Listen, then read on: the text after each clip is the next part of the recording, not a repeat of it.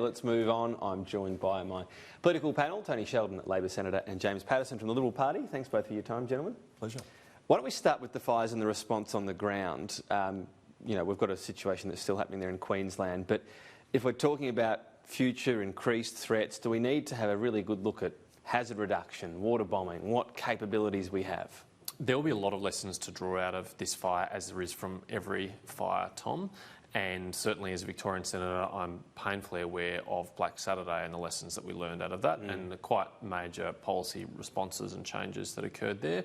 Things like, as we've seen in New South Wales, evacuating schools preemptively and not waiting until it's too late to decide that you have to get the kids out of school is a very proactive and sensible move. They're the kind of things we've learned from previous events that I'm sure we'll learn from this event.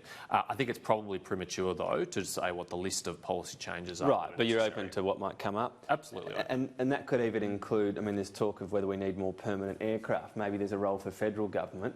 Wherever the bushfire is, there's a fleet that can go, talking big payloads of whether it be fire retardant or water, and maybe it might be the federal government better positioned to stump up for it?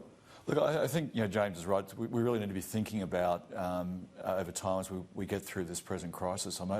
It's not over yet, and a lot of families are still in the grip of it. And I was talking to a number of councillors and local residents in the mid-north coast of New South Wales the last 48 hours, and hearing their stories of being prepared, but also the near misses of a lot of their neighbours.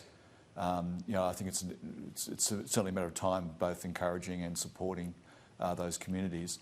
But when we start looking forward about what are the next steps, I'll be really interested to hear, particularly people up there, about what their views are about what we need to do for those regions. And it's obviously going to change from area to area.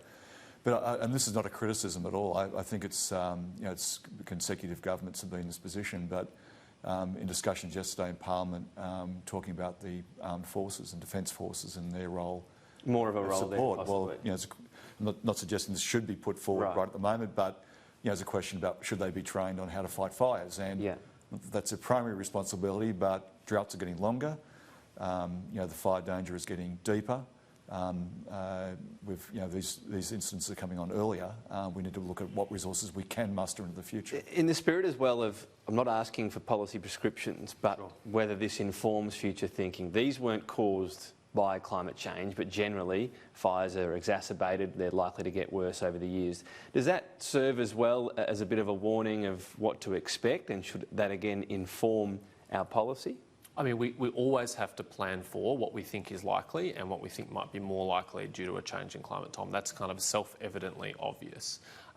The way we've got into trouble, I think, this week in delving into a political debate is people on either sides have used this as an opportunity to say that this is a proof of their argument that they've been making for a long time on policy areas that are not explicitly connected and related to this. And that's where I think we've lowered the tone a bit this week. And I don't want to delve into that because, let's go next week. But when you talk about action on climate change, the government puts a price tag on it. It is a reminder, again, if you just accept that they are exacerbated by climate change, that there's a cost to inaction as well, albeit it's a global price tag, but one we're a part of. Well, I think you've made the key point there, Tom, which is that it's a global problem. So what Australia's domestic policies on climate change are not going to prevent the next bushfire season.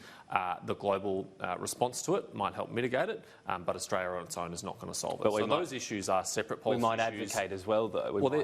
There's separate and worthy policy issues that we have to pursue, and we can walk and chew gum at the same time. But let's not conflate that with dealing with the immediate challenges that we have.